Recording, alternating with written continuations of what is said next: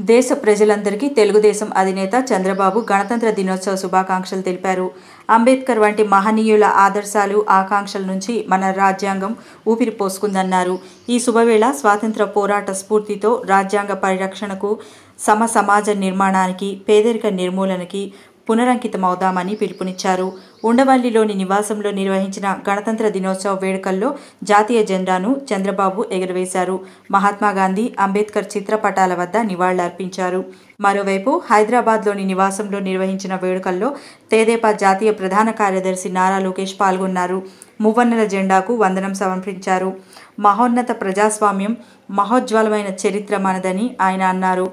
స్వేచ్ఛ, సమానత్వం, హక్కులను రాజ్యాంగం మనకు ప్రసాదించిందని పేర్కొన్నారు.